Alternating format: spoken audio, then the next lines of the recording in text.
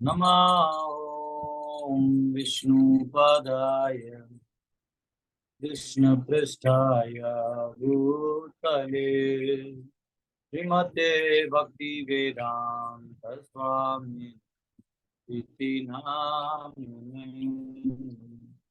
नमस्ते सरस्वती देवी गौरवाणी प्रचारिणे निर्विशेषा संसारी अष्टधारिणे। जय श्री कृष्ण चैतन्य प्रभु नित्यानंद श्री अद्वैत गदाधर श्रीवासादि गौर भक्तवृंद। जय श्री कृष्ण चैतन्य प्रभु नित्यानंद श्री अद्वैत गदाधर श्रीवासादि गौर भक्तवृंद। हरे कृष्ण कृष्ण कृष्ण हरे हरे हरे राम राम राम हरे हरे हरे कृष्ण कृष्ण कृष्ण हरे हरे हरे राम राम राम हरे हरे हरे कृष्ण कृष्ण कृष्ण हरे हरे हरे राम राम राम हरे हरे हरे कृष्ण कृष्ण कृष्ण हरे हरे हरे राम राम राम हरे हरे हरे कृष्ण कृष्ण हरे हरे हरे राम राम राम हरे हरे हरे कृष्ण कृष्ण कृष्ण हरे हरे हरे राम राम राम हरे हरे हरे कृष्ण कृष्ण कृष्ण हरे हरे हरे राम राम राम हरे हरे हरे कृष्ण हरे हरे हरे राम राम राम हरे हरे हरे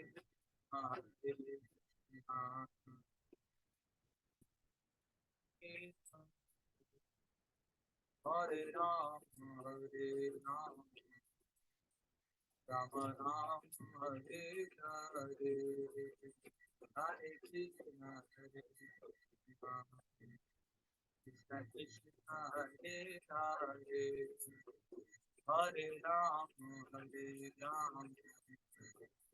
राम राम हरे हरे जय राधा राधा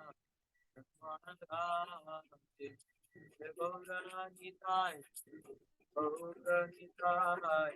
गौरनिताय जय प्रभुपाद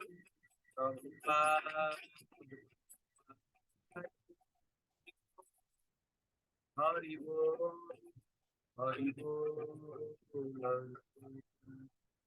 युग धर्म हरिनाम संकीर्तन की जय। श्रील प्रभुपाद की जय। जय गुरु प्रेमानंदे। हरि हरि बोल। हरे कृष्ण। आइए हम सब प्रार्थना करते हैं और अपने वैष्णव सदाचार के समुद्र में गोते लगाते हैं। ओम अज्ञानतिमिरन्धस्य ज्ञानाञ्जनशलाकया चक्षुरुन्मिलितं येन तस्मै श्रीगुरवे नमः।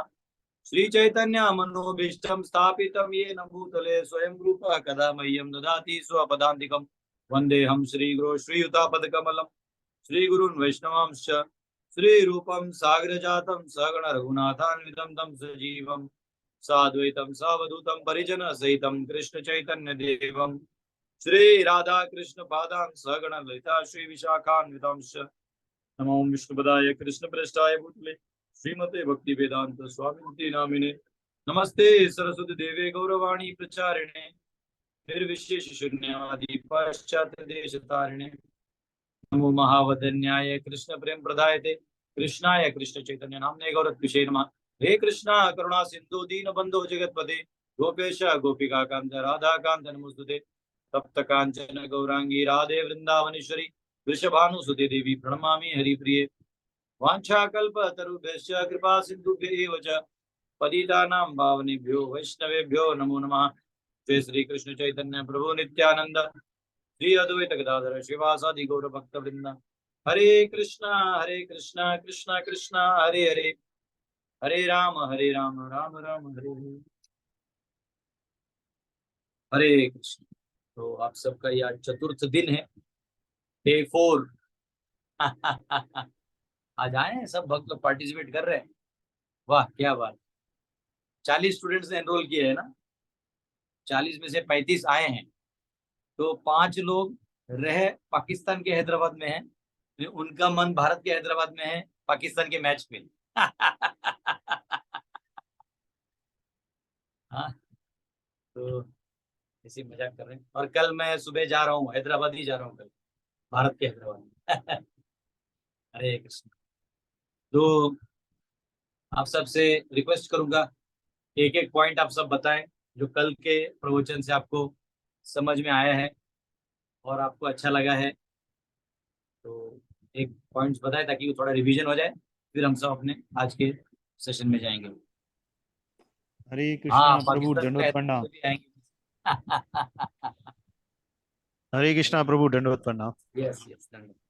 प्रभु कल हमने स्टार्ट किया था टाइप ऑफ भक्त से लेके अभक्त से व्यवहार। तो उसमें 3 किस्म के भगत होते हैं, कनिष्ठ, मध्यम और शुद्ध भक्त। बराबर है, और तीनों प्रकार के एक भक्तों के। एक हाँ। हाँ, और एक दूसरी पॉइंट थी कि जो आम जगह है माना उधर किसी से ज्यादा बेस नहीं करना चाहिए धर्म के बारे में, तो खामोशी रहना चाहिए। बराबर है। अगर ऐसा है तो बहस कम करें। बहुत अच्छा, वेरी गुड। और डिवोटीज। हरे कृष्णा प्रभु दंडवत प्रणाम।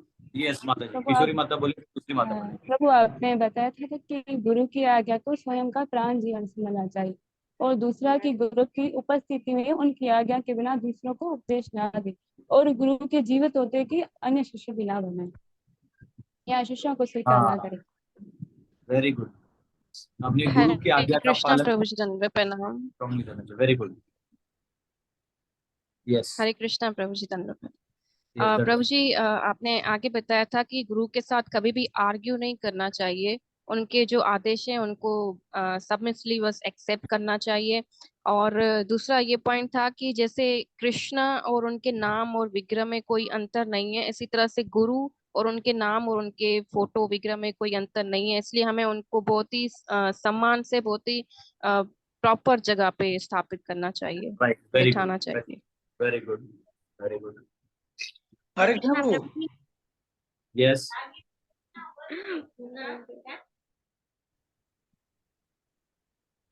यस, बोलिए। हरे कृष्णा प्रभु दंडवत प्रणाम। यस तो वो आपने बताया था गुरु के शिष्यों का भी उतना ही आदर करना चाहिए जितना हम गुरु का आदर करते हैं। हाँ, ये बहुत इंपॉर्टेंट पॉइंट है।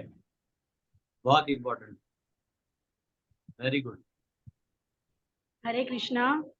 यस। अगर कोई भक्त माया में चला जाए, उसको ऐसा नहीं कहना चाहिए आप माया में चले गए हो। उसको हमें कुछ भी माना, उसको हमें समझाना चाहिए, उसको है ना वेरी गलत तरीके गुड, वेरी गुड, उसको डिमोरलाइज नहीं करना है, सपोर्ट उसको करना वापस। चाहिए, वेरी उसको सपोर्ट करना चाहिए, उसको ऐसे कि उसकी भक्ति पीछे ना जाए। Very good, very good. Hare Krishna प्रभु जी, धन्यवाद।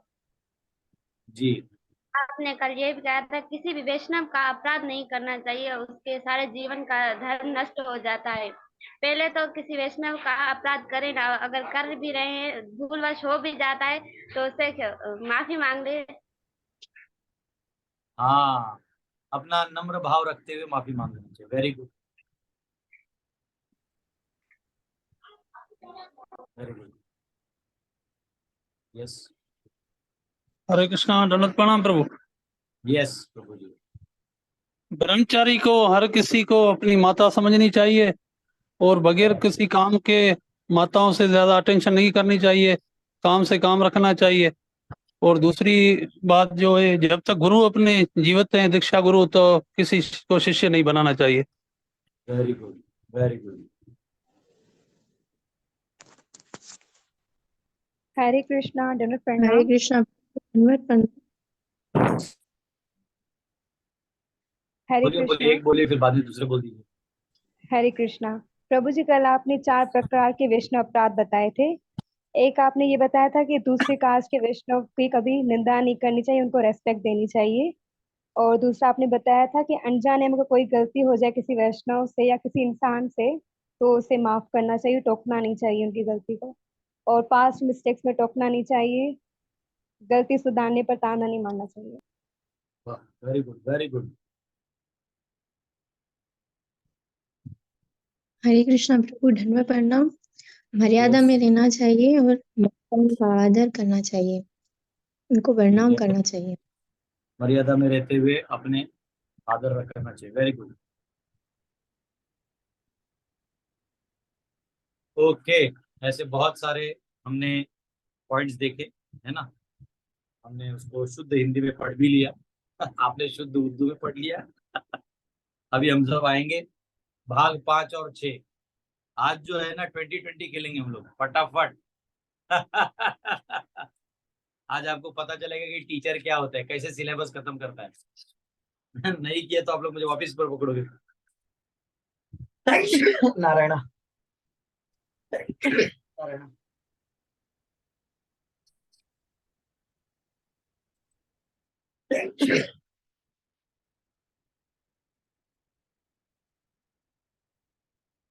ओके,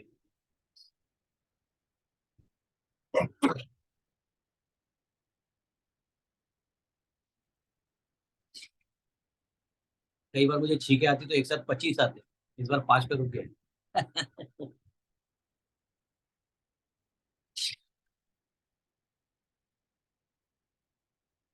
ओके, पांचवा भाग।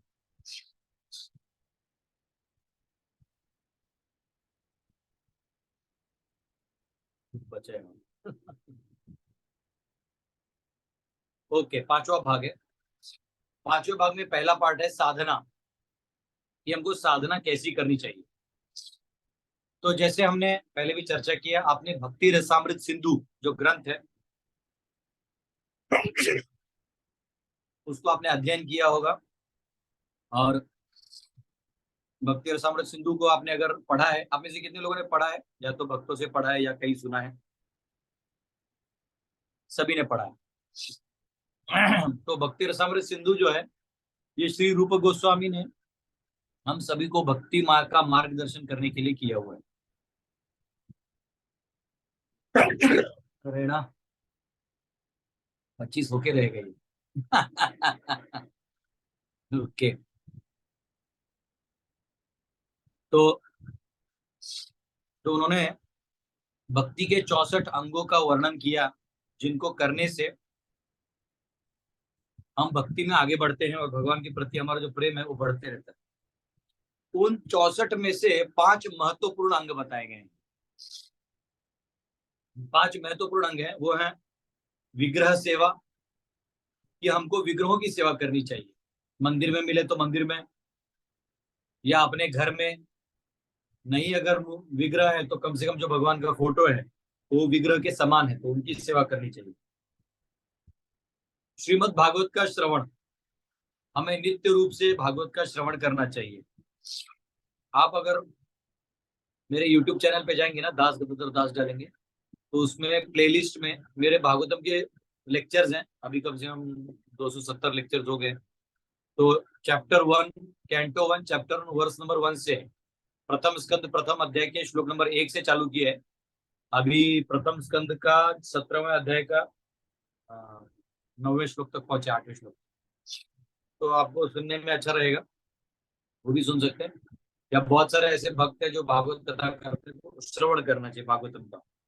भगवत भक्तों का संग करें, जो भक्त है उनका संग करना चाहिए, क्योंकि सत्संगे गुणादोषा, जिनका आप संग करते हैं उनके अच्छे गुण आप में आ जाते हैं अपने आप। तो आपको अगर अमीर बनना है तो किसी अमीर का संग करेंगे ना, तो आपको सारे बिजनेस के टेक्निक्स पता चल जाएंगे। वैसे अगर आप भक्त के संग करेंगे तो अपने आप भक्ति के जो गुण हैं, वो कैसे भक्त को होना चाहिए, ये उस व्यक्ति के आचरण से आपको समझ में आ जाएगा। पवित्र नाम का जप जो है, चौथा है भगवान के नाम का जप। ये नाम का जप है ना, वो हमें रेगुलर करना चाहिए। और पवित्र धाम में निवास, और जब भी मौका मिले तो धाम में निवास करना चाहिए। पानी आ गया।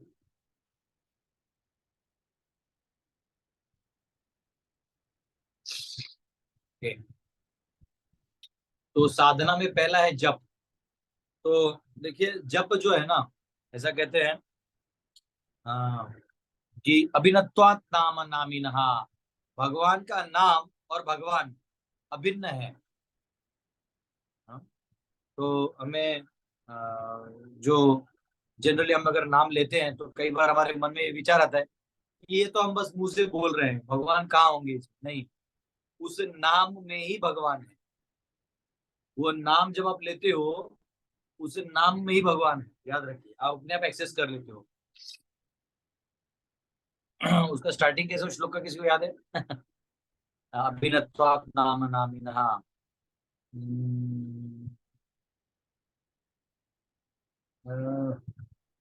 जैसे भूल गया मैं। इतने सारे श्लोक याद आ रहे, वही वाला याद है। वो उसके बीच में ना, अब एनीवेज याद आ जाएगा मुझे। वो ऐसा है कि आगे जाते ही पीछे आता है, पीछे वाला याद। ठीक है। तो बेसिकली भगवान का नाम जो है ना, नाम चिंतामणि कृष्ण चैतन्य रस विग्रह पूर्ण शुद्धो नित्य मुक्तो अभिन्नत्वात् नाम नामिनः। नाम चिंतामणि कृष्ण, नाम जो है वो चिंतामणि कृष्ण है। चैतन्य रस विग्रह, पूर्णतया चैतन्य है, फुल ऑफ कॉन्शियसनेस। रस विग्रह, सारे रस है उसमें। कौन से रस? मैंगो रस इत्यादि नहीं, जो भाव है ना भगवान के, वो सारे रस है उसमें। प्रीति का रस है, माधुर्य रस, शांत रस, दास्य रस, सभी रस है, सारे रस हैं। तो उसमें जो है, और इनको जप करने मात्र से आपको स्वयं साक्षात भगवान का दर्शन हो जाएगा। नाम चिंतामणि कृष्ण चैतन्य रस विग्रह पूर्ण शुद्धो नित्य मुक्तो, पूर्ण तरह से शुद्ध है और नित्य मुक्त है। नाम हमेशा मुक्त है, कहीं भी ले सकते हैं, कहीं भी, कभी भी, किधर भी। पूर्ण शुद्ध है, पूर्ण शुद्धो नित्य मुक्तो अभिन्नत्वात् नाम नामिनः। नाम और नामी एक ही है, इसलिए जब आप कृष्ण कहते हैं तो स्वयं कृष्ण आपके जिह्वा पे है। कलयुग में उन्हें बाहर आने का जरूरत ही नहीं है, क्योंकि वो अब इस बार अंदर से सबको शुद्ध कर रहे हैं। बाहर आने का जरूरत ही नहीं। उन्होंने जो असुरों को मारना था द्वापर में, वो आके मार दिया। अब जो है, अब हमारी अवस्था ऐसी है कि हम ही पापी हैं और हम ही पुण्यवान हैं, हम ही भक्त हैं, हम ही अभक्त हैं, हम ही में सद्गुण है, हम ही में दुर्गुण है।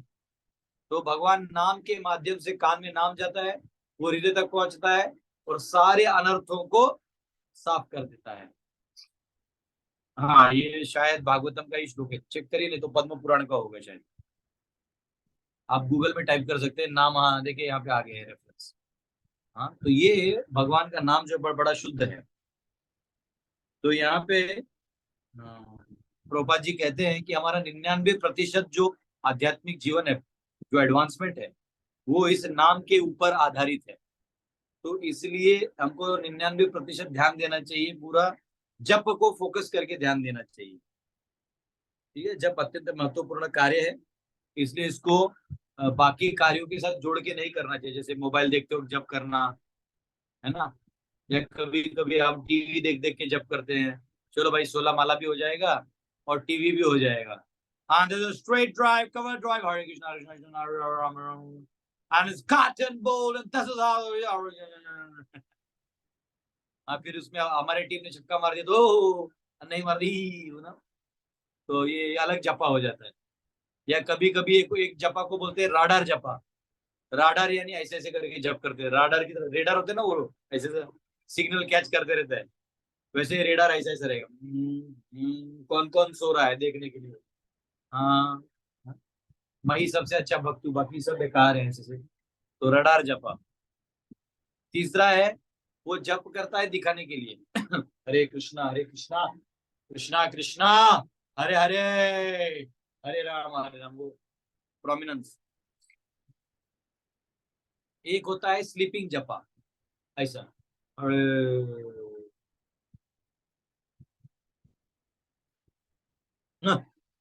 कृष्णा कृष्णा हरे।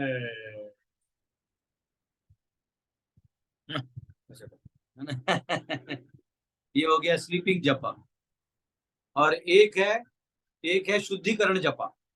ये भक्त है ना, अपने शुद्धिकरण के लिए अपने आप को ही पीटते रहता है। हरे कृष्णा हरे हरे, खुद को ही पीटते रहता है, अपने आप को कोसते रहता है, मैं बहुत पापी हूँ। तो ऐसे प्रकार के अलग अलग जपा है, लेकिन सही जपा क्या है मालूम है आपको? सीधा बैठना है। 3 चीजें, पी पी पी। पी मतलब पोस्चर, आप सीधा बैठे। दूसरा पी है प्रोनाउंसिएशन, अच्छे से उच्चार करें। हरे कृष्ण कृष्ण कृष्ण हरे हरे, हरे राम राम राम हरे हरे। अब जब ठीक है, तो ऐसे जब आप जप करने लगेंगे तब तो वो नाम जो है अंदर में एक बहुत बड़ा भूचाल मचा देगा।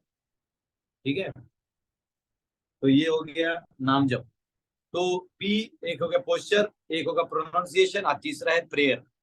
आपको भगवत भावना युक्त प्रार्थना करते हुए ये भाव में करना है, हे राधे, हे कृष्ण, कृपया करके मैं अनेक जन्म से भटक रहा हूँ और ये आज आपका नाम लेने का मौका मिला है, आपकी सेवा हमें दें, आपकी सेवा में हमें लगाए रखें।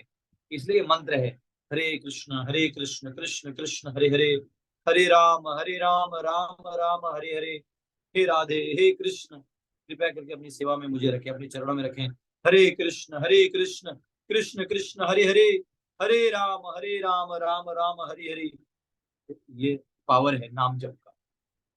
तो नाम को प्रार्थना युक्त अपने आप को सीधा बैठ के रखना चाहिए। अगर नींद आ रहा है तो खड़े हो जाना चाहिए, उसमें भी नींद आ रहा है तो फिर आप चल के कर सकते, वॉकिंग जप, वॉकिंग करते करते। ठीक है, अगर आप जप नहीं करते हैं तो कई बार मैंने देखा है लोग ना ये बस काउंटर को नीचे रख देते हैं, बस हो गया 16 माला हो गया खत्म, अब मुझे कोई लेना है। हमारे एक भक्त तो कहते हैं कि आपके असली जप जो है वो 16 माला के बाद चालू होता है। तो 16 तक तो औपचारिकता होती है, उसके बाद जो माला करोगे आप वो प्रेम वाला होगा कि सच में आपको भगवान से प्रेम है। तो ये यहाँ कहा गया है। तो जप अत्यंत महत्वपूर्ण कार्य है, इसको अन्य कार्यों के साथ जोड़ जोड़ के ना करें। पी पोस्चर, प्रोनाउंसिएशन और प्रेयर्स, ये 3 पी मैंने आपको बताया। वैसे इसमें नहीं लिखा है, पर जिसको पढ़ाते हो जो हमारे शिक्षा गुरु थे उन्होंने हमको पढ़ाया, अब हम आपको दे रहे हैं, लेकिन इसमें से लिखा नहीं थी। ठीक है, और महामंत्र को जप करते हो योग्य ध्यान करें, मन को भटकने ना दें। ठीक है, भौतिक प्रलोभनों से बचें। जब नाम जप ऐसा है ना कि आप नाम जप कर रहे हो उस समय आपका आंख अगर खुला है तो कहीं कोई कुछ खा रहा है चटपटा, तो आपको इधर से पानी छूट जाएगा। तो वो फिर नाम अपराध जैसे हो जाता है कि आप एक जगह नाम भी ले रहे हैं और एक जगह भौतिक चीजों का आनंद लेने का वो भी कर रहे हैं। तो भौतिक प्रलोभनों से दूर रहें, यानी ऐसे जगह जप करें जहाँ भक्त हो और ये सब चीजें ना हो। उसके बाद है नम्रता, नम्र भाव होना चाहिए जप करते वक्त हमें, क्योंकि देखिए नाम है ना, वो हमारे हृदय तब शुद्ध करेगा और हरिनाम प्रभु में तब प्रसन्न होंगे जब हम नम्र भाव में जप करेंगे। जैसे शिक्षाष्टकम में कहते हैं ना, तीसरे श्लोक में, चेतो दर्पण मार्जनम भव महादावाग्नि निर्वापणम श्रेय कैरव चंद्रिका वितरणम विद्यावधु जीवनम आनंदाम्बुधिवर्धनम प्रतिपदम पूर्णामृत स्वादनम सर्वात्म स्नपनम परम विजयते श्री कृष्ण संकीर्तनम। ये चेतो दर्पण था ना, फिर हम लोग तीसरा वाला ले सकते, तृणादपि सुनीचेना तरोरपि सहिष्णुना अमानी नमान देना कीर्तनीय सदा हरि। जो भक्त को कैसा होना चाहिए, तृणादपि सुनीचेना, तृण से भी नम्र होना चाहिए, तृणादपि सुनीचेना तरोरपि सहिष्णुना, वृक्ष से भी ज्यादा सहिष्णु होना चाहिए, अमानी न मान देना, और अपने आप को कोई मान नहीं लेते हुए अन्य सभी को मान देना। और ऐसे अगर हम करेंगे तो हमारे फिर क्या होगा, फिर हरिनाम प्रभु कीर्तनीय सदा हरि, सदैव कीर्तन करने के लिए हम क्वालिफाइड हो जाएंगे। तो ये यहाँ पे कहा गया है।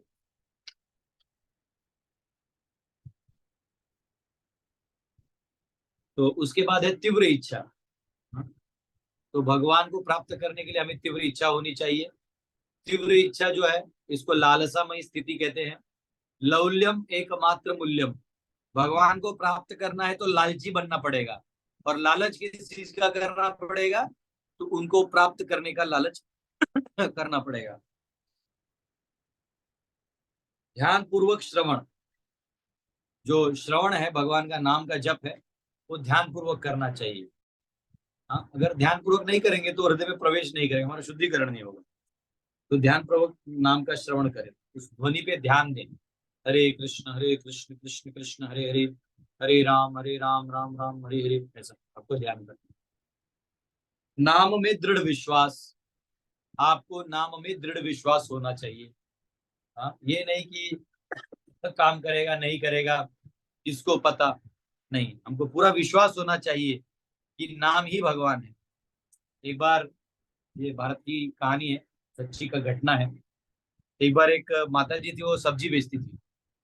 तो जब वो सब्जी बेचती थी तो सब्जी, तो एक गांव में कथा था, 7 दिन का कथा होता है ना, तो 7 दिन का कथा था। तो अपने बेटे को बोली मुझे वहां कथा अटेंड भी करना है और सब्जी भी बेचना है, क्या करूं? क्योंकि उन दोनों गांव के बीच में एक डैम था, नदी का डैम होता है पानी का, वो था। तो रात को कभी कभी ओवरफ्लो करता, तो डर रहता है गिरने का। तो क्या करें, पानी थोड़ा भी हो लेकिन बहाव में होगा ना तो खींच सकता है। मैं एक बार गया था, एक छोटा नदी का वो पुल ही पार कर रहा था, इतना पानी से ऊपर था, जोर से बह रहा था। लास्ट में हर एक पत्थर पकड़ पकड़ के मुझे जाना पड़ा, इतना फ्लो बहता है। तो उसका जो बेटा है वो बोला कि मैं उसी गांव में एक हमारे रिश्तेदार हैं, उनके घर पे आपके रहने का वो कर दूंगा व्यवस्था, तो आप दिन में डैम पार करिए और रात को वहीं सो जाया करिए। माँ बोली ठीक है। तो पहले दिन जब वो गई कथा सुनने शाम में, तो उधर वो कथाकार ने कहा कि प्रभु राम नाम में इतनी शक्ति है कि अगर कोई राम नाम ले ले तो ये भवसागर, ये डैम क्या, ये डैम क्या, ये भवसागर पार कर जाएगा। बात तो सही है। ये माता जी जो थी बहुत भोली वाली थी, बोले अरे बात तो सही कहा है इन्होंने, अरे राम नाम में शक्ति, तो मैं क्यों डर रही हूँ। कि फिर उधर रुकी नहीं, अपना टोकरी लेके अपने गांव चलेगी, डैम पार कर गई। ऐसा 6 दिन हुआ, 7वां दिन भी हुआ। तो किसी ने बोला कि महाराज जी, ये जो माता जी हैं आप पे इतना नाम की श्रद्धा है कि इन्होंने नाम राम राम राम करते करते ये डैम पार कर जाती है। ये जो कथाकार था वो कथा तो कर दिया था पर खुद उसे इतना विश्वास नहीं था। तो वो क्या किया, कथा होने के बाद खुद एक बार जाके चल के देख रहा था, राम राम राम करके देखा, गिर गया। वो इसलिए गिरा कि वो राम का नाम तो ले रहा था लेकिन उसे विश्वास नहीं था। हाँ? तो इसलिए नाम पे विश्वास होना चाहिए। राम राम राम राम राम राम राम राम राम राम राम राम राम राम, बोलो राम राम राम राम राम राम राम राम राम राम राम राम राम राम। हाँ,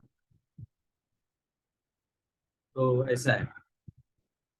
तो ध्यान पूर्वक श्रवण करना चाहिए, नाम पे दृढ़ विश्वास होना चाहिए और योग्य वातावरण में जप करना चाहिए। जैसे आप बहुत भीड़ भाड़ में हैं तो वहां आपको आवाज नहीं सुनाई देगा, फिर भी अगर आपकी माला बचे और कोई पर्याय नहीं है तो अलग चीज है, लेकिन कहीं ऐसी जगह जहाँ भक्तों का संग हो, उनके साथ बैठ के जप कर सके, नहीं तो कम से कम ऐसा जगह जहां आप जप कर रहे हो और सुनाई दे, ऐसा होना चाहिए।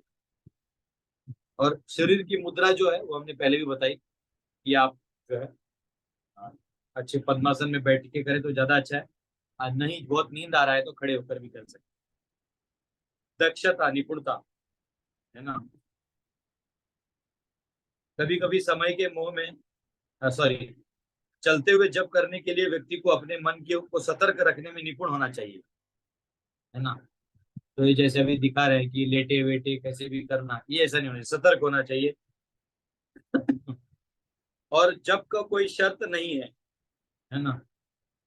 जो कभी कभी आदमी 16 माला पूरा नहीं कर पाता तो आप बाद में भी कभी दिन के दूसरे प्रहर में भी आप बचे हुए माला कर सकते हैं। हाँ, और हरि नाम के बारे में सदैव चर्चा करें। जनरली सुबह सुबह क्या होता है, जो मंदिरों में जपा टॉक होता है तो उस समय जप के ऊपर थोड़ा थोड़ा सब लोग कुछ ना कुछ बोलते हैं।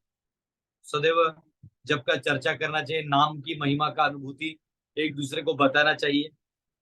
भक्तों के संग में जप सर्वोत्तम जप है। तो जप अगर करना है तो भक्तों के संग में करना चाहिए, एक साथ करेंगे तो नींद भी नहीं आएगी और सभी भक्तों को देख के हमें भी प्रेरणा आएगी, हम भी वहां जप करेंगे, हरे कृष्ण कृष्ण कृष्ण हरे हरे, हरे राम राम राम हरे हरे। ऐसा आपको अच्छा रहेगा।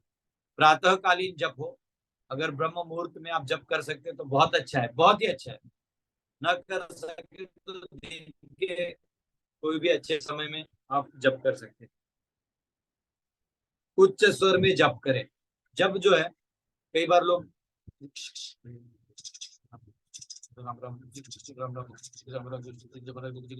ऐसे करते हैं, वैसा नहीं करना है। आपको उच्च स्वर में क्लियरली बोलना है, हरे कृष्णा कृष्णा कृष्णा हरे हरे, हरे राम राम राम हरे हरे, ऐसे करना। ऐसे भी होता है तो वैसा नहीं करना है। हमको भगवान ने अच्छे से जिह्वा दिया है, उच्चारण करने की शक्ति दी है, तो हमें अच्छा उच्चारण करना है। पवित्र नाम अथवा लीला, कई बार ये प्रश्न होता है ना कि क्या नाम जप करते हो लीला स्मरण करना चाहिए। तो देखिए इसके बारे में प्रभुपाद बोलते हैं, श्री कृष्ण के नामों का श्रवण तथा कृष्ण लीला, इन दोनों में कोई भी भेद नहीं है, कोई भी भेद है, परंतु यदि पहले श्रवण की प्रक्रिया हो तो बाद में कृष्ण लीला रूप गुण इत्यादि अपने आप प्रकट हो जाते हैं। तो कह रहे हैं कि जप करते समय केवल पहले श्रवण करें, नाम का श्रवण करें और बाद में अपने आप रूप गुण अपने आप प्रकट हो जाएंगे। उसके बाद आता है नाम अपराध।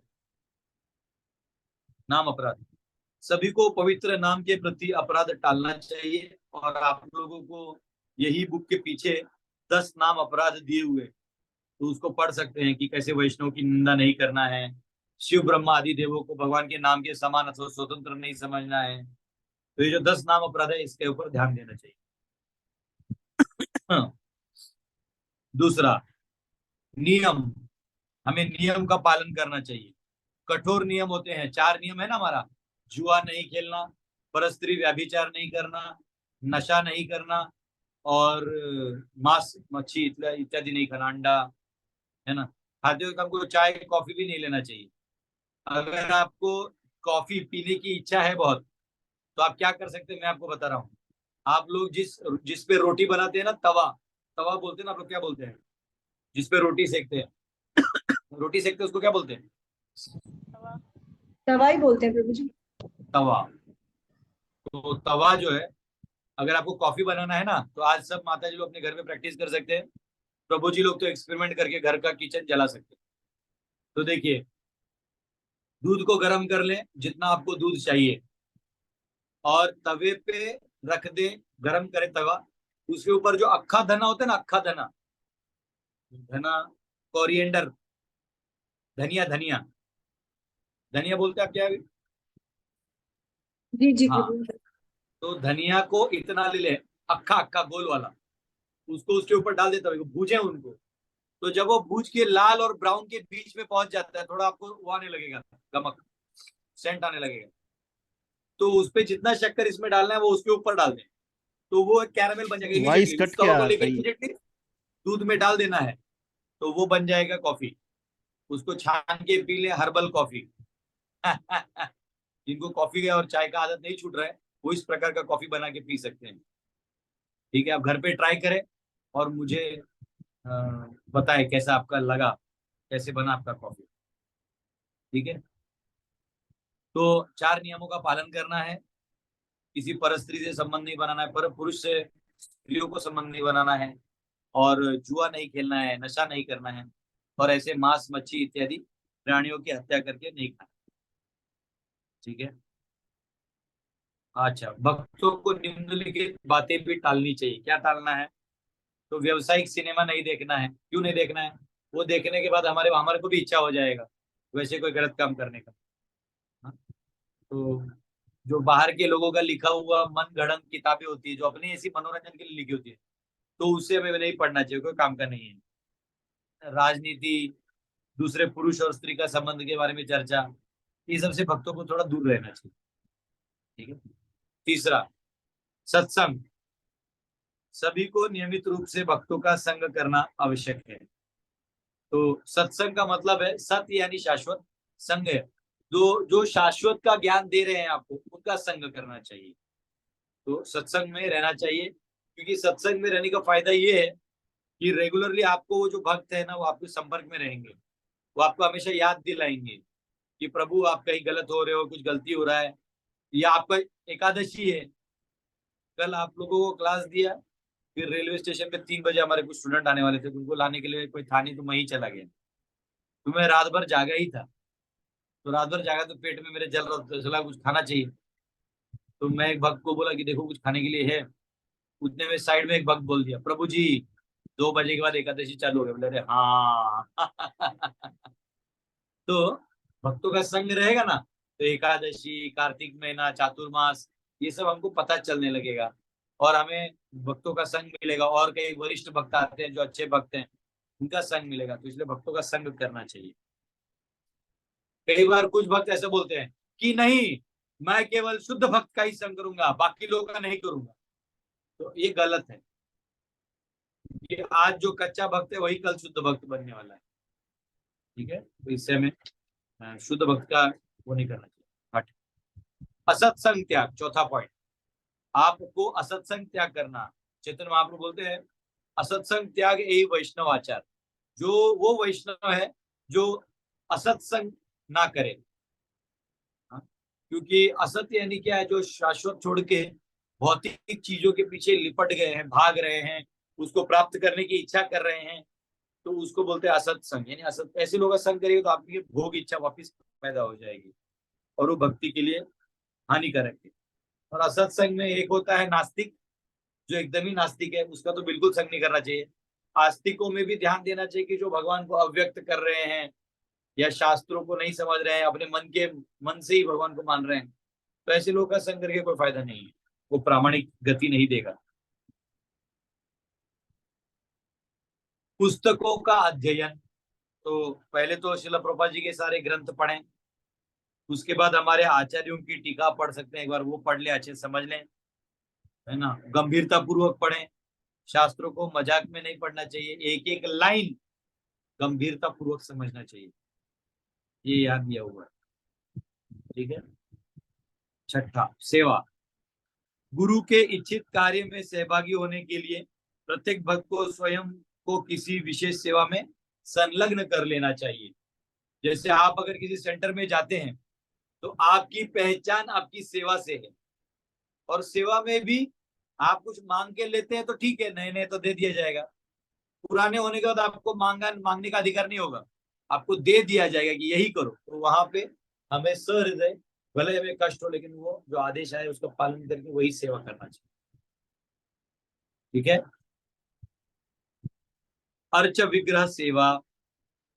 हाँ, तो अर्च विग्रहों को ध्यान देना है कि हमको अर्च विग्रहों की सेवा करनी है। उनके लिए जो भोग नैवेद्य इत्यादि लाना है वो रेगुलर होना चाहिए। उनके लिए जो हार है वो रेगुलर होना चाहिए। उनका रोज सुबह अभिषेक होना चाहिए। हाँ, आरती होनी चाहिए 3 टाइम, भोग लगना चाहिए। तो अर्च विग्रहों की सेवा वैसे तो आसान नहीं है, परंतु जो कोई कर रहा है तो उसे सबका ध्यान देना चाहिए। और कभी कभी क्या होता है कि हम हमारे घर के विग्रहों की सेवा करने लगते हैं और मंदिर को निग्लेक्ट कर देते हैं, तो ये गलत है। पहले जन्माष्टमी या कोई भी फेस्टिवल मंदिर के विग्रहों को मनाना है, और दूसरा फिर अपने घर का मनाना। तो अर्च विग्रहों को इस प्रकार सेवा देना है। ठीक है। तुलसी देवी, तो तुलसी के पत्ते को भगवान को भोग अर्पित करने तथा उनके चरण कमलों में लगाने के लिए प्रयोग किए जाते हैं। तो जनरली तुलसी महारानी जो है वो भगवान को भोग लगता है तभी उनका इस्तेमाल होता है। तुलसी पत्ते गुरु व श्रीमती राधा रानी के चरणों में तथा गुरु महाराज के भोग में प्रयोग न करें। कई बार हमारे भक्त ये गलती करते हैं। 1 मिनट, थोड़ा पानी पी लेता।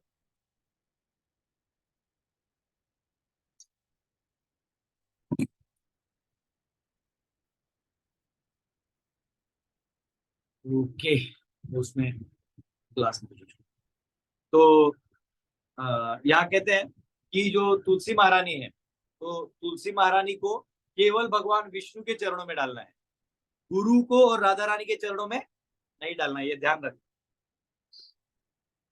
क्योंकि तुलसी महारानी वृंदा देवी है ना, और केवल भगवान विष्णु के चरणों में रहती है। हाँ, श्रीमती राधा रानी के हाथ में तुलसी दे सकते हैं।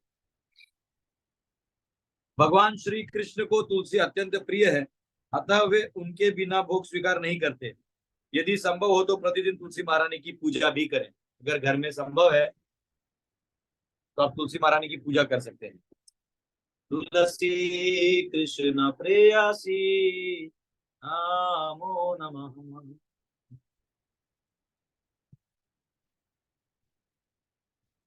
भगवान के लिए वस्त्र बनाते समय तथा फूलों का हार बनाते समय विशेष ध्यान देना आवश्यक है। पहला, सुई में धागा डालते समय थूक का प्रयोग कदापि न करें। कई बार हम लोग वो निकालते हैं ना धागे से, तो हम लोग करके उधर से निकालते हैं, तो ये नहीं करें। आप चाहे तो पानी लेके उसको लगा दें और निकालें, थूक ना लगाए। और कभी हम लोग कभी ग्रंथ को भी ऐसा करते हैं पन्ना पलटने के लिए, गलत है, गंदा आदत है। फूल, कपड़ा इत्यादि भूमि पर न रखकर किसी कपड़े पर रखें। जो फूल है उनको नीचे ना रखें, फूल कपड़े पर रखें। केवल सुंदर, सुगंधित तथा शुद्ध फूल ही भगवान के लिए प्रयोग करें। तो उसके बाद तपस्या करना है। तपस्या क्या करना है? तो एकादशी है, ये हमारे आज एकादशी है ना, आज जैसे इंदिरा एकादशी है।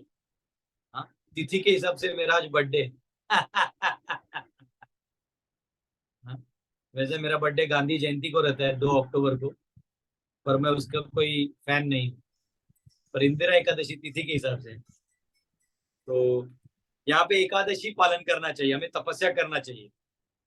हाँ, जो क्या बोलते हैं उसको, एकादशी के दिन अन्न नहीं खाना चाहिए।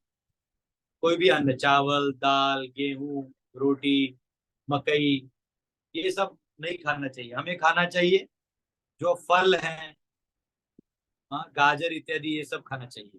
ठीक है। और वैसे आप डिपेंड है, कई लोग, ठीक है वैसी याद आ गया एकादशी से। तो वैसे 2 अक्टूबर को बहुत कॉल आते हैं ये इंदिरा एकादशी का डेट बदलते रहता है, किसी को याद ही नहीं रहता। तो उपवास जो है इसका पारण दूसरे दिन करें। दूसरे दिन जो समय आता है ठीक है, कोई आपको थैंक यू लिख सकते हैं, बीच में मैसेज करते हैं। उपवास का जो है पारण दूसरे दिन करें, द्वादशी के दिन, और उसका समय होता है पारण से उस समय पे। हाँ, एकादशी के दिन अधिक से अधिक जप करें तथा कृष्ण लीला स्मरण करने का प्रयत्न करें। तो एकादशी को ज्यादा भगवान का जप करें, कीर्तन करें, और ये भी करें, क्या कहते हैं उसको, कृष्ण लीला का स्मरण करें। यदि कोई एकादशी के दिन पूरी तरह खान पान वर्जित निर्जल करके भी अपना नियत कर्तव्यों एवं कर्मों का पालन कर सकता है, तो वह भक्त निर्जल एकादशी कर सकते हैं। अगर आप जो है बिना निर्जल किए भी सेवा कर सकते हैं अपना काम काज, तो करें, नहीं तो अन्यथा जो फल इत्यादि खा के करें। ठीक है। यदि कोई एकादशी के दिन उपवास करना भूल जाता है अथवा तोड़ देता है, तो उसे दूसरे दिन द्वादशी के उपवास करके त्रयोदशी को अपना उपवास छोड़ना चाहिए। गलती से कभी कभी होता है कि एकादशी था और हमने गलती से कुछ खा लिया, तो उस समय आप द्वादशी को कर सकते हैं उपवास, और द्वादशी को उपवास करके त्रयोदशी को पारण कर सकते हैं। और सभी को निर्जल एकादशी निर्जल करना चाहिए। निर्जल एकादशी आता है ना भीम का एकादशी निर्जल करना चाहिए। चातुर्मास, परंपरा अनुसार वर्ष में 4 महीने जो है साधु एक स्थान में रहकर प्रवास नहीं करते। वो चातुर्मास है श्रावण महीना, भाद्रपद, अश्विन, कार्तिक। तो श्रावण में हरे पत्ते के सब्जी नहीं खाते, भाद्रपद में दही नहीं खाते, अश्विन में दूध, और कार्तिक में उड़द की दाल। तो कार्तिक आने वाला है तो आपको इडली खाना बंद करना पड़ेगा। और इस प्रकार राजकुमार प्रभु सो गए हैं।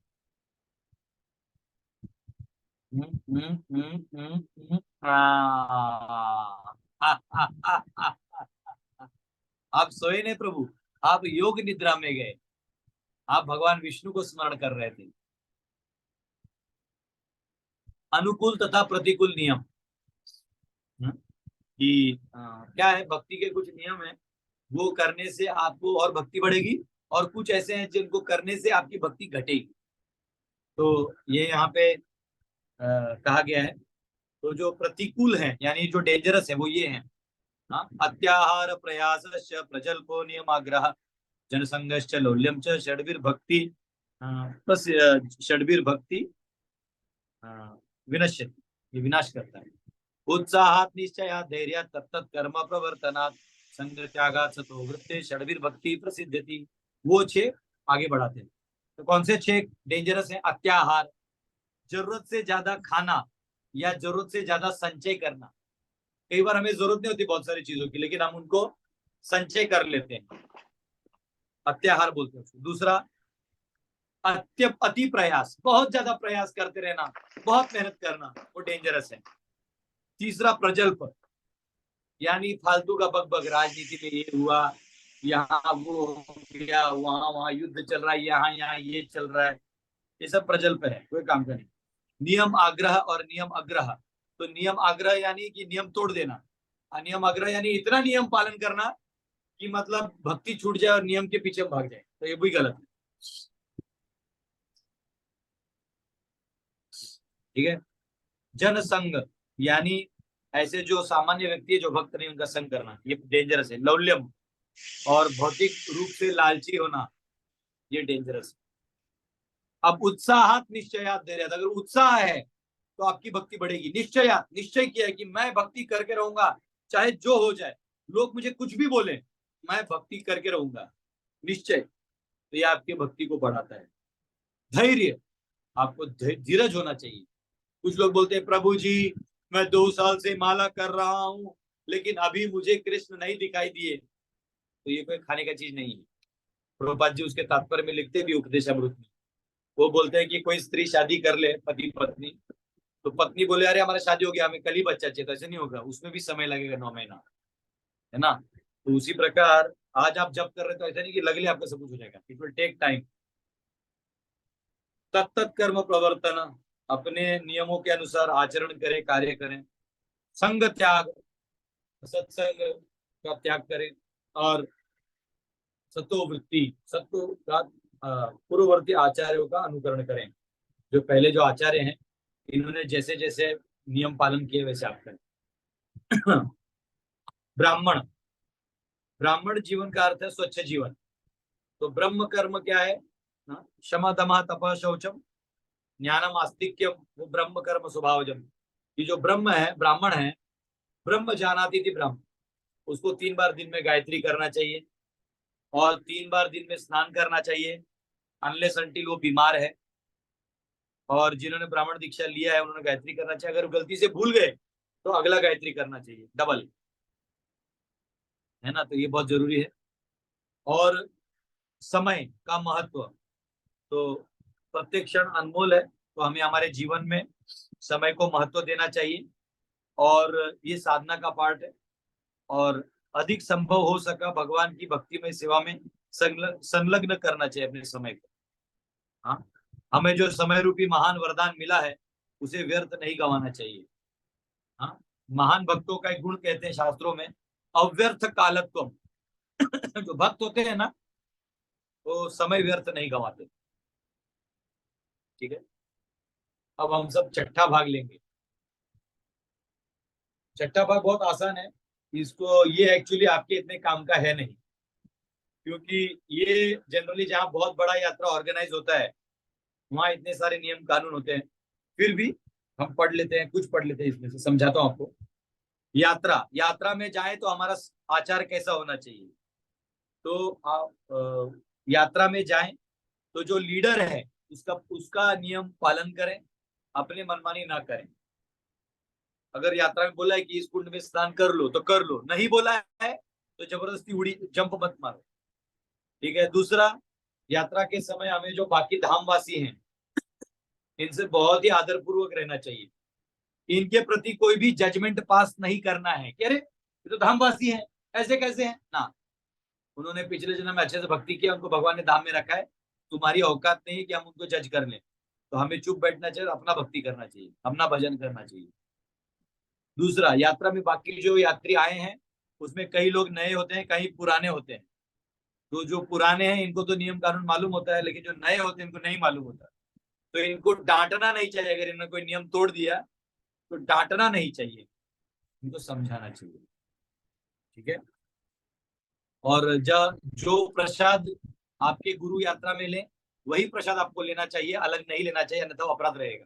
मुझे आज भी याद है, हमारे गुरु महाराज का यात्रा था और वो श्रीरंगम का सीन था। और आप गौरांग प्रभु को जानते हैं जो चौपाटी मंदिर के अध्यक्ष भी हैं। तो गौरांग प्रभु मैं अपने आंखों से देखा, क्योंकि मैं जस्ट वही खड़ा ही था। गौरांग प्रभु सेवा कर रहे थे, तो एक बूढ़ा आदमी आया और अपना थाली अलग से लाया, जबकि सब पत्तल पे खा रहे थे, गुरु महाराज भी पत्तल में खा रहे थे। तो अपना प्लेट लेके आया। तो गौरांग प्रभु बोले सब लोग पत्तल में खा रहे प्रभु, महाराज भी खा रहे, आप प्लेट में मत खाओ। तो वो बूढ़े थोड़े से आकड़ू थे, तो गौरांग प्रभु ने प्लेट लिया, पीछे फेंक दिया धाड़ कर। बोले तुम भूखा रहेगा तो अच्छा रहेगा, अगर ऐसा करेगा तुम्हारा अपराध लगेगा। यहाँ गुरु महाराज पत्तल में खा रहे थे, प्लेट में नहीं खा। तो ये कभी कभी ना ठोस रूप से समझाना पड़ता है, तो ये बहुत इंपॉर्टेंट है। तो कई बार हमारा यात्रा में कष्ट होता है, शारीरिक कष्ट होता है हमें, तो हमें निंदा नहीं करना चाहिए मैनेजमेंट का। अरे क्या है ये, इतना हमने पैसा दिया है, इतना एक एसी बस ले लेते। अरे भाई, यात्रा जैसा है, पहले यात्रा पे ध्यान दो। यात्रा में हमारा ध्यान पूर्णतया उस तीर्थ पे, उस धाम में होना चाहिए कि हम उधर से कितना भगवान को याद करके जाएं, अपना पुण्य कमा के जाएं, अपनी सुकृति को बढ़ाएं, अपनी भक्ति को बढ़ाएं। वहां ये छोटे छोटे चीजों को ध्यान नहीं देना चाहिए। कई बार होता है हम लोग यात्रा जाते हैं, जैसे मायापुर इत्यादि में पहले बहुत सस्ता होता था, 10 रुपए में 5 रुपए में आपको यहाँ से वहां छोड़ देता था। ये शहर के लोग 10,000 रुपए लेके यात्रा आते थे और उनसे 5-5 रुपए के लिए लड़ते थे। बहुत मेरे को हंसी आता था, कैसे लोग होते। तो हमें ऐसे लड़ना नहीं चाहिए, क्योंकि धामवासी थोड़ा कमा ही लेंगे तो आपको दुख नहीं होना चाहिए। तो ये सब का ध्यान देना है। और यात्रा करते समय ध्यान रखना है कि जहाँ गुरु महाराज का श्रवण हो रहा है वहां जाके श्रवण करना चाहिए। ठीक है। धाम के अपराध से भी बचना चाहिए। रथ यात्रा, तो अगर आप रथ यात्रा में हैं तो जो आप रथ के हमेशा आगे आगे रहें, उत्साह से नाचें, और नाचते वक्त या ये करते वक्त अपराध युक्त कोई कार्य ना करें, और सभी को आजू बाजू जो नहीं नाच रहे उनको अंदर लाने का प्रयास करें। और जो है सेवा पहले करें। ये नहीं कि रथ यात्रा चलो प्रसाद किया मैं पहले खाऊंगा, नहीं, आप सेवा करें। हाँ, सदैव नम्र रहें और जो प्रसाद है वो यहाँ वहां ना फेंके। तो ये सब नॉर्मल नियम है जो पहले भी हमने बाकी चीजों में पालन किया मंदिर के लिए, वही यहाँ पे पालन करना है। और वही पालन आपको पद यात्रा और नगर संकीर्तन के समय करना है। अगर आप नगर संकीर्तन कर रहे हैं तो आप ग्रंथ वितरण कर सकते हैं। यही नियम सादगी के आपको वहां भी पालन करना है, ठीक है। कीर्तन में अगर आप कीर्तन कर रहे हैं तो हमारा जो नृत्य है वो इतना आनंदमय होना चाहिए कि आपको देख के लोगों को नृत्य करने का मन करना चाहिए। हाँ? तो एक हमारे भक्त गुरु भाई है ब्रजरस प्रभु, आहा, उनको कभी कीर्तन कर दो आउट ऑफ वर्ल्ड जाके नाचते, उनको नाचते हुए देख के लोग नाचते, तो ऐसे उत्साह होना चाहिए। हाँ? तो ये होना चाहिए और उत्साह से गाना चाहिए। जब जो गायक गाता है तो दूसरे गायक ने भी उत्साह से गाना चाहिए। और उसके बाद जितना अधिक संभव हो पदयात्रा में कीर्तन तालबद्ध तथा मंद गति से करें, क्योंकि लंबा चलना है। और ये सब करताल मृदुंग इत्यादि जो नॉर्मल नियम है। पंडाल कार्यक्रम है तो वहां तो क्या है, सेम नियम है, तो बड़ा चीज नहीं है। और सर्व सामान्य नियम है, हमें जो सेवा दिया गया है वो अपनी कर्तव्यों को और सेवाओं को निपुणता से करें। अपने बच्चों का ध्यान रखें, नॉर्मल नियम है। तो ये हो गया हमारा वैष्णव सदाचार सिलेबस खत्म।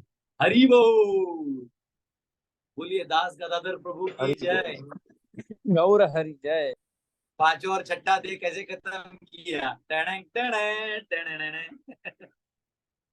तो बाकी आप परिशिष्ट देख सकते हैं, अपेंडिक्स, उसमें तिलक कैसे लगाना है बताया गया है, प्रेम ध्वनि जो है वो बताया गया है, भोग आरती कैसे है वो बताया है। उसके बाद प्रसाद की प्रार्थना, ये सब आप लोग करते ही हैं, तो ये बस एक्स्ट्रा है, ये आप पढ़ सकते हैं। अतिथि सेवा, 10 नाम अपराध, तो ये सब आपको अपने से कर सकते हैं, कोई दिक्कत। आरती कैसे करनी है, आचमन कैसे करना है, गृहस्थ आश्रम को का महत्व एवं उद्देश्य, हाँ ये सब भी करना होगा, ठीक है। ये 7वां भाग भी है क्या, मैंने देखा नहीं था, मुझे लगा परिशिष्ट है तो खत्म हो गई। उनसे आरती इत्यादि दिया हुए तो आप सबको आता ही है, ठीक है। ठीक, बाकी जो गृहस्थ जीवन का है उसमें इतना कोई दिक्कत नहीं है, ठीक है। हरे कृष्णा, ये तो मतलब थोड़ा अलग ही है वो, ये करना है क्या माता जी 7वां, ये तो अलग है, गृहस्थ आश्रम का दिया हुआ, एग्जाम में आता है आपके। प्रभु जी अगर पढ़ेंगे तो एग्जाम में आएगा, अगर नहीं पढ़ेंगे तो एग्जाम में नहीं आएगा। नहीं, ये बहुत लंबा है, ये बताने में ना पूरा गृहस्थ आश्रम में घुसना पड़ेगा, इसमें सभी बारीकाई है, एक एक लाइन बताना पड़ेगा। यहाँ लिखा है स्त्री मतलब लज्जा, अब वो लज्जा क्या है वो बताने में आधा घंटा लगेगा। स्त्री पुरुष की प्रेरणा की स्रोत है, अब वो फिर वर्णाश्रम बताना पड़ेगा पूरा। अब मैं तो पीएचडी हूँ इसमें, बताना चालू कर दूंगा तो फिर इसी को 10-15 दिन लग जाएंगे, तो कोई दिक्कत नहीं है। ओवरव्यू दे दें थोड़ा सा इस पार्ट का, या अच्छा ठीक है, डिटेल नहीं दें भले, अगर इम्पोर्टेंट नहीं है। देखिए गृहस्थ आश्रम जो है ना, तो मैं एक बार देख लेता हूँ। जीवन निर्वाह, पतियों का स्थान, पति के कर्तव्य दायित्व, पत्नी के कर्तव्य गृहस्थ आश्रम, ठीक है। सुनिए, गृहस्थ आश्रम जो है ना, गृहस्थ आश्रम में हमें कैसे बर्ताव होना चाहिए। तो पहली बात, अगर आप गृहस्थ आश्रम में प्रवेश कर रहे हैं तो आपको ये पहले ही मालूम होना चाहिए कि आप एक स्त्री के साथ डील करने वाले हैं, और जो स्त्री है उसे मालूम होना चाहिए कि मैं पुरुष के साथ डील करने वाला हूं। पुरुष को ईगो होता है, अहंकार, और स्त्री को ईर्ष्या ज्यादा रहती है। तो स्त्री कभी भी स्वीकार नहीं करेगी कि आपका पति किसी और स्त्री से संबंध में है, तो और पति भी ये कभी स्वीकार नहीं करेगा कि स्त्री जो है किसी और के संबंध में है। तो इसलिए पवित्रता पहले बनाए रखना है परिवार में।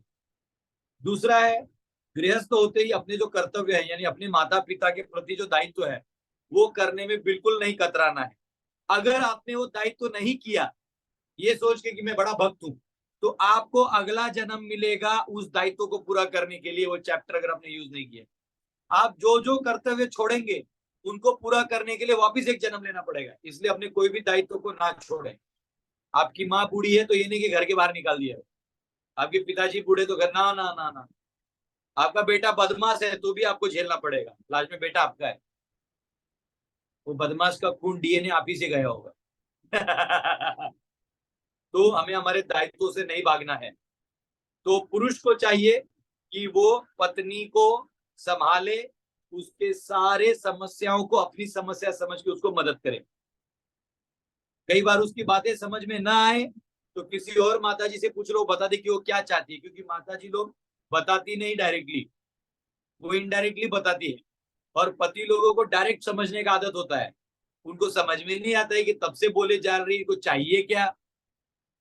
और हम इसे पूछ ले आपको ये चाहिए, हाँ यही, मैं ऐसी लालची हूँ, ये मांग रही हूं मैं, तो वो समझता ही नहीं है। इसलिए उस समय किसी और माता से, इसलिए आपको अपनी माँ से पूछ सकते हैं, माँ ये पत्नी ऐसा बोल रही है, ये चाहती क्या है। तो बोले सुन, उसको अंगूठी चाहिए सोने की, दे दे एक बार का, शांत हो जाएगी, ऐसा है। तो ये सब जो है ना, इसलिए माँ का भी जरूरत होता है। पत्नी का लैंग्वेज ना समझे तो माँ से पूछ लो। और जो पत्नी है इसको हमेशा पति के ईगो का हनन नहीं करना चाहिए। कई बार हमको लगता है हमारा पति ईगोइस्टिक है, मैं दिखा दूंगी, नहीं नहीं, कभी नहीं। आपका पति ईगोइस्टिक भी है ना तो आपको कुछ नहीं करेगा। आप बस उसको बोलिए आप बहुत अच्छे हैं, आप हट जाइए। उसका ईगो संभालने के लिए उसका बॉस है, पिताजी है, समाज है, गांव का मुखिया है, देश के प्रधानमंत्री लोग हैं, आपको वो काम नहीं करना है। तो आपके आचरण में पति पत्नी का ही काम होना चाहिए, और पति को पत्नी के ही जो जवाबदारी है उसका पूरा जिम्मेदारी अपने पे लेना होगा। अगर पत्नी ने पत्थर मार के किसी के घर का कांच तोड़ दिया तो आपको आगे आके बोलना पड़ेगा, माफ करिए थोड़ी पत्नी हमारी गुस्सा हो गई थी, हम भरपाई कर देंगे। पत्नी को बहुत अच्छा लगता है कि हाँ देखो मेरा पति, देखा मेरे सारे वो करता है। तो ये बहुत जरूरी है ना। और पत्नियों को चाहिए कि अपनी पूरी माया शक्ति के साथ पति को पकड़ के रखें, है ना। वो यहाँ वहां ना भटके, कहीं भी शादी वादी में जाते तो उसको सब पकड़ के रखें। दूसरों को चलाएं कि देखो ये मेरा पति है, हाँ इसके ऊपर ध्यान ना दें। हाँ? ये तो आपके वो पाकिस्तान में एक सीरियल है ना, क्या सीरियल का नाम है, मेविश, मेविश है, उसमें कौन कौन है वो, हाँ एक उसके बड़े यहाँ वो आते हैं। मैंने सीरियल का कुछ पार्ट देखा भी था। हाँ, जिसमें वो पति रहता है, पत्नी रहती है, लव मैरिज रहता है, फिर पत्नी का कहीं और शादी कर रही थी किसी बड़े आदमी से, फिर वो छोड़ देता है, फिर वो, हाँ मेरे पास तुम हो, हाँ हाँ बराबर। देखो मुझे एक ज्यादा ज्ञान है पाकिस्तान का। हाँ मेरे पास तुम। तो अगर किसी तो हमारा बर्ताव ऐसा नहीं होना चाहिए कि हमारे संबंध में कोई तनाव आए। तो आपस में समझदारी रखना चाहिए। आपको मैं लास्ट टाइम भी एक स्त्री का साइकिल और पुरुष का साइकिल बता दी, कैसे उम्र से उन्हें बदलाव आता है। आप बच्ची रहती है तो वो भोले रहते हैं, थोड़े बड़े हो जाते हैं तो उनमें काम वासना आता है, वो भी भगवान भेजते हैं ताकि आगे वो बच्चे पैदा कर सके। काम वासना 40 उम्र के बाद खत्म हो जाता है, लेकिन उससे पहले रहता है, उसके बाद कम हो जाता है, पर रहता पहले उधर तक है। और उसको करने की बहुत इच्छा रहती है, यस मैं कुछ करके दिखाऊंगा, पुरुषार्थ।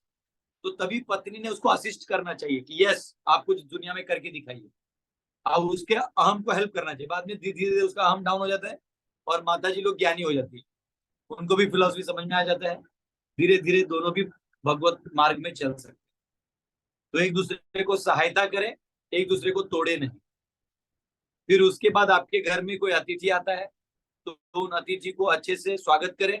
आपके घर में कहीं कुछ नहीं, आप उनको अच्छे से खाना खिला सकते हैं, जो आप खिला सकते हैं। नहीं खिला सकते तो जल दे सकते हैं, जल नहीं है आपके पास तो कम से कम 2 मधुर वचन बोल सकते हैं कि आप आए, हमें बहुत अच्छा लगा। और बोल सकते हैं कि मैं जल पिलाने लायक भी नहीं हूँ, सामने वाला समझ जाएगा, आपसे जल भी नहीं मांगेगा। लेकिन अपने घर आए हुए अतिथि को अगर आप ढंग से स्वागत नहीं करेंगे तो ऐसे लोगों को अगले जन्म में कॉकरोच बनना पड़ता है। तो इसलिए भाई अतिथि आए उसका सम्मान करें, उचित सम्मान करें, सब कुछ लुटा नहीं देना, और जो उचित सम्मान है वो करना चाहिए। हाँ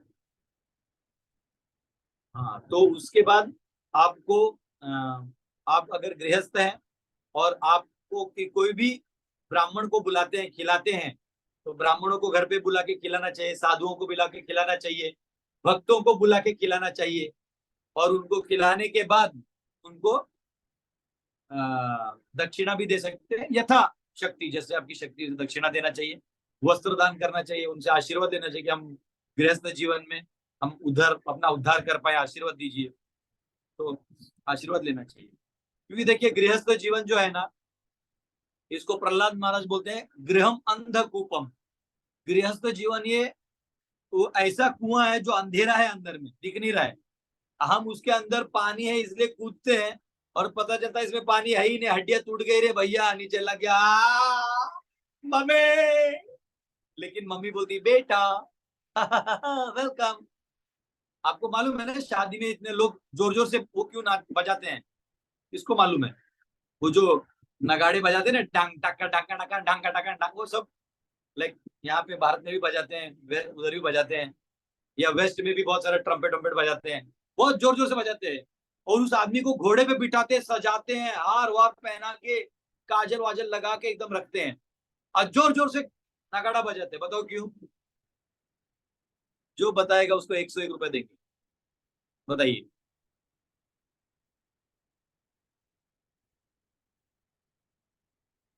क्या बात है, इतने सारे ज्ञानी होने के बावजूद कोई जवाब नहीं दे रहा है।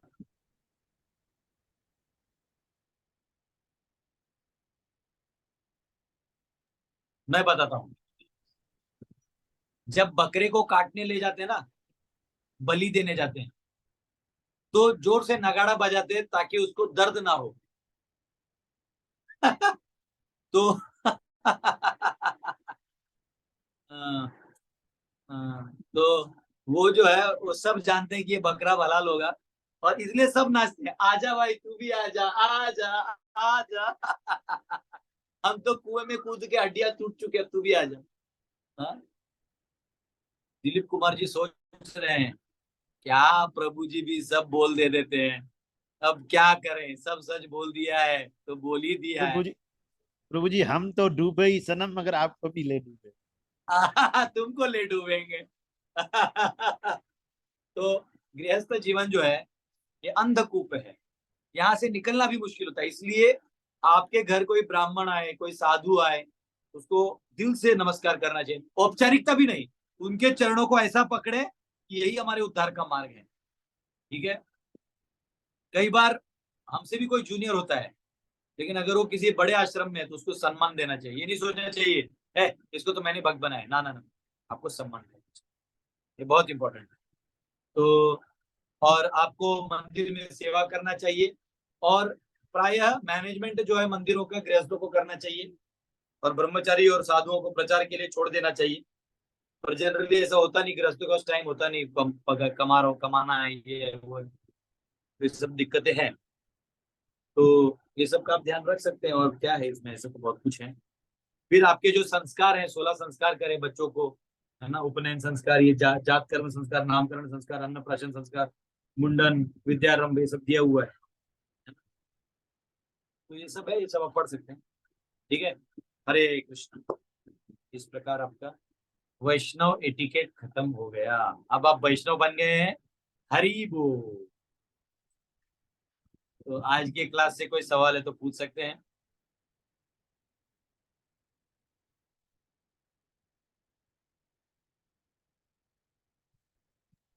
हरे कृष्ण प्रभु जी। यस, प्रभु जी, जैसे यात्रा के विषय में आपने बताया किस तरह रहना चाहिए, तो जैसे हम कभी कभार मानसिक जैसे रूप में लाइव अटेंड कर रहे हैं यात्रा, इस बार जो गुरु महाराज हरिद्वार यात्रा थी, तो उसमें जैसे बता रहे थे कि बीच में उठकर नहीं जाएं, तो यहाँ तो हम लाइव अटेंड कर रहे हैं, तो उसमें भी ऐसा रहता है क्या? लाइव में भी सदाचार का पालन करना चाहिए है? उसमें इतना नहीं रहता, फिजिकली होता है। लाइव में क्या है, वो आप ऑनलाइन है ना, उसका कोई लेन देन नहीं। ओके ओके, थैंक यू प्रभु। हरे कृष्णा। प्रभु जी प्रसाद में जो तुलसी के सेवा भगवान है कौन प्रसाद है कौन नहीं ग्रहण करते, तो तुलसी घर पे नहीं है तो नहीं क्या कर सकते हैं? आप मानसिक रूप से तुलसी को ला सकते हैं, लाइक तुलसी को अच्छा स्मरण करके उस प्लेट को टच कर ली। अच्छा, एक तुलसी घर से बाहर है, रोड पे लगी हुई, उसके भी पर निकाल के लगा सकते? हाँ, तुलसी महारानी बाय कहीं भी रोड पे कहीं भी। तुलसी लगी है। हाँ, यस।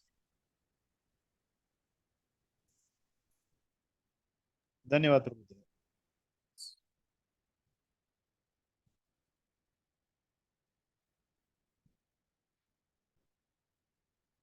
ओके, आप सबके क्वेश्चंस खत्म हुए, आपका कोर्स खत्म हुआ। हरी बोल। कृष्णा प्रभु जी बहुत प्रणाम। अरे हाँ प्रभु, क्वेश्चन तो अभी शुरू होंगे, बहुत सारे क्वेश्चंस रह गए हैं। आपने धड़ाधड़ अपना कोर्स कंप्लीट कर दिया, और सारी जो है, हमें बहुत ज्यादा मेहनत करनी पड़ेगी इसके लिए, क्योंकि ये बहुत आसान नहीं है हमारे लिए। हम तो जस्ट स्टार्ट ही ले रहे हो, अभी तो कुछ पता भी नहीं इस समय, तो हमें ज्यादा मेहनत करनी पड़ेगी, इस पेपर की तैयारी करनी पड़ेगी। प्रभु जी, यहाँ पर जो कीर्तन नाम जब बताया था आपने टॉपिक के अंदर, तो यहाँ पर मुकद्दस नाम का जाप है ना, तो जाप और कीर्तन, पहले जाप होना चाहिए कीर्तन होना चाहिए? डिफरेंस क्लियर नहीं हो रहा अभी तक। पहले हम लोग कीर्तन सुने या जाप करें पहले? नहीं नहीं नहीं नहीं, पहले तो 16 माला, फिर कीर्तन आता है। पहले जप, 16 माला का जप, फिर कीर्तन। मतलब किसी साधक से हमें पहले जप माला को सुनना चाहिए, फिर बाद में उसको जप को करना हाँ, चाहिए? मैं समझा नहीं, आप क्या बोल रहे हैं?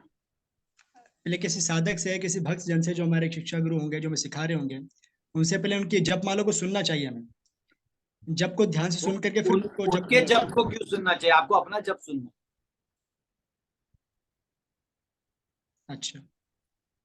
अरे ये तो ऐसा हो गया कि शादी में गए और दूसरे की बीवी उठा के ले आए। अरे भाई, तुम्हें अलग से शादी करके बीवी के साथ रहना, दूसरे की नहीं उठानी। दूसरे का माला और उसका सुनना वो सुनेगा, आप अपना सुनिए। सही। प्रभु जी, कुछ भक्त को भक्ति सेवा में आते हैं, तो हम लोग पहले उनको कीर्तन सुनाते हैं ना, जप माला हम उसको डायरेक्ट नहीं दे सकते हैं? सुनिए, ऐसा कोई नियम नहीं। वो व्यक्ति किस में रुचि रखता है, वो प्रचारक को ध्यान देना होगा कि ये व्यक्ति को थोड़ा नॉलेज चाहिए तो उसको ज्ञान दे दीजिए पहले। किसी को प्रसाद चाहिए तो प्रसाद दे दीजिए। कोई कीर्तन में ही इंटरेस्टेड है तो उसको कीर्तन दे सकते हैं। भक्ति एब्सोल्यूट है, कहीं से भी चालू होकर अंदर ले सकते सही। ठीक है प्रभु जी, धन्यवाद आपका। और दूसरा प्रभु जी, ये हम लोग जब महामंत्र जप करते हैं, जाप करते हैं, कृष्ण महामंत्र जप माला करते हैं, तो इसमें बहुत सारी आवाजें हमारे मुख से निकल के आती है ना। मेरी तो अक्सर मुंह से निकल के आती है, जब मैं करता हूँ हरे कृष्ण कृष्ण कृष्ण की आवाज बार बार निकल के आती है ना वो। तो ये सही है या फिर इसमें कुछ और चेंजिंग लानी चाहिए? नहीं, कोई दिक्कत नहीं है, वो ओके। सही है ये, मतलब बहुत सारे भक्तों ने मुझे टोका भी है कि आप लोग इस तरह से क्यों आवाज निकालते बार बार माला करते वक्त। नहीं, तो वो मैंने क्या कहा होता है, क्या कर सकते हैं आपको इसका? थोड़ा ध्यान देना चाहिए। जैसे कृष्ण बोलते हैं ना, तो हम्म। कई कई बार हम लोग थोड़ा कैजुअल हो जाते, तो वो फिर वो कृष्ण नहीं सुना देता और सिर्फ इतना सुनाई देता है। क्यों निकल के आता है बाहर? हाँ। हाँ, तो मतलब इस पे ये सही है मतलब, या फिर कुछ चेंज करना चाहिए नहीं हमें? तो आप ऐसे कर सकते हैं ना, हरे कृष्ण कृष्ण कृष्ण हरे हरे, ठीक है, चलता है, कोई दिक्कत नहीं। सही प्रभु जी। प्रभु जी, आप एकादशी की, आज एकादशी भी है, तो आपने कहा कि आपने एक भगत से पूछा को एकादशी के बारे में, 2 बजे से एकादशी लग जाती है आपके पास ना, तो एकादशी मतलब 12 बजे के बाद ही हमें उसको पारण करना चाहिए, या फिर 2 बजे, सुबह 2 बजे, सुबह दोपहर 2 बजे 2 बजे से। रात को 2 हाँ, बजे से? आइडियली आइडियली तो मध्व संप्रदाय में एक दिन पहले से शाम को 6 बजे से खाना बंद कर देते हैं। एक दिन पहले शाम को 6 बजे से। और मध्व संप्रदाय तो निर्जल एकादशी मतलब निर्जल ही करता है, और फिर दूसरे दिन वो पारण करते हैं फीस्ट खा के। तो आप क्या कर सकते हैं, क्योंकि हम लोग तो प्रॉपर को फॉलो करते हैं गौड़ीय संप्रदाय में, हम लोग को रात को 2 बजे, सुबह 2 बजे से लेके अगले दिन पारण समय तक एकादशी करना चाहिए। सही प्रभु जी, धन्यवाद प्रभु जी आपका। और प्रभु जी, चतुर्मास चल रहा है, और चतुर्मास के तकरीबन में जो श्रावण मास और भाद्रपद जो है, इसको तो मैंने अच्छी तरह से फॉलो किया है, लेकिन जो अश्विन जो मंथ चल रहा है हमारा भी, इसमें दूध का त्याग करना होता है, तो ये मुझसे नहीं हो पाया प्रभु। कोई बात नहीं है, जानबूझ क्योंकि के। मेरा जो ब्रेकफास्ट ही होता है वो दूध के साथ ही होता है ना, तो नेचुरली जो सारा काम वही पे डिपेंड है मेरा। नहीं ठीक है, कोई इतना क्रिटिकल नहीं। तो जो कार्तिक मास में जो उड़द की दाल है उसका तो जरूर परहेज हो जाएगा। हाँ, वैसे आप लोग को यहाँ इडली बनता है क्या? इडली सांभर? नहीं वहां पर, यहाँ पे शायद नहीं है, कुछ है। ठीक है प्रभु जी, धन्यवाद आपका, बहुत बहुत आभार आपका। हरे कृष्ण। हरे हैप्पी बर्थडे प्रभु जी। हरे कृष्णा प्रभु जी, थैंक यू सो मच। आपने फाइनली हमारी रिक्वेस्ट पे चौथे दिन भी पढ़ा लिया, और जल्दी, वाकई जैसा आपने कहा 2020 का मैच करके आज आपने वाकई हमारा 1 घंटे में, 1.25 घंटे में कंप्लीट करा दिया। थैंक यू सो मच प्रभु जी, आपने टाइम दिया। इतना बिजी शेड्यूल था, जैसे कल आप पूरा अपना डायरी का भी बता रहे थे हमें, तो बहुत बहुत धन्यवाद। प्रभु जी को थैंक्स करने के लिए हम सब मिलकर हरे कृष्णा मंत्र का जाप करेंगे।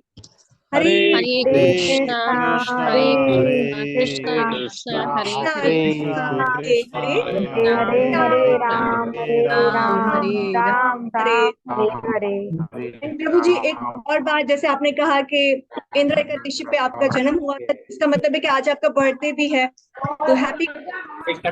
और प्रभु जी के लिए केक का तो अरेंजमेंट नहीं हो पाएगा इतना जल्दी, क्योंकि आज एकादशी भी है, बट हम जो है वो आपको सब मिलकर एक और बार हरे कृष्ण मंत्र से जो है वो विश करेंगे। यस, हरे कृष्णा हरे कृष्णा कृष्णा हरे हरे राम राम हरे हैप्पी कृष्णा कॉन्शियस। प्रभु जी, इस कोर्स के बाद हम चाहेंगे जब भी आपको टाइम मिले, प्लीज आप हमें जरूर टाइम दीजिएगा। हम आपसे और भी कोर्सेज जो है वो करना चाहेंगे, हम और भी सीखना चाहेंगे, क्योंकि हमें बहुत अच्छा लगा, बहुत ज्यादा। हाँ, ये YouTube चैनल है, इसको आप लोग यस, प्रभु जी इसमें का सारी यूट्यूब डिटेल्स चैनल है। देखेंगे। इसमें मैंने वैदिक कॉस्मोलॉजी पढ़ा है कि ब्रह्मांड कैसा है, फिर मैंने भागवत के रोज के क्लासेस में अपलोड होते हैं, फिर भगवत गीता पूरा 700 श्लोक पढ़ाया है, फिर लॉकडाउन में मैंने अलग अलग विषयों पे 147 विषयों पे मैंने कर्म क्या है, परमात्मा क्या है, सारे विषयों पे मैंने लेक्चर दिए, तो आपको ये प्रीचिंग के लिए भी काम आए ना। और अभी मैं बहुत कुछ पढ़ाने वाला अपलोड होगा, वेदांत सूत्र, उपनिषद, ये सब आएगा उसमें। श्योरली, और आज ही सभी सब्सक्राइब कर दें ताकि आपको प्रभु जी के सारे आने वाले लेक्चर्स, पहले वाले लेक्चर्स मिल सके और हम बहुत कुछ सीख सके, क्योंकि प्रभु जी इतने बिजी हैं, अगर हम टाइम नहीं भी दे पाते तो हम इसके यूट्यूब के चैनल के थ्रू भी सुन सकते हैं। बहुत बहुत धन्यवाद प्रभु जी, and thank you so much सभी भक्तों का, जिन्होंने इतने अच्छे से वैष्णव सदाचार कोर्स भी किया प्रभु जी के साथ। थैंक यू सो मच प्रभु जी। वाञ्छाकल्पतरुभ्यश्च कृपा एव च पतितनां पावनेभ्यो वैष्णवेभ्यो नमो नमः। अनंत गौरी वैष्णववृंद की जय, श्री प्रभुपाद की जय, गौर प्रभुनंदे हरि हरि हरि बोल। Thank you. और आप सब एग्जाम के बारे में जानना चाहेंगे, वो अपडेट आपको ग्रुप में मिल जाएगी, अभी आप ग्रुप में ही लीव करिएगा, विद इन इस हफ्ते के अंदर ही आपको बता देंगे कि कब आपका एग्जाम हो रहा है और आपको सर्टिफिकेट। ठीक है, हरे कृष्णा, दंडवत प्रणाम, जय श्री प्रभुपाद।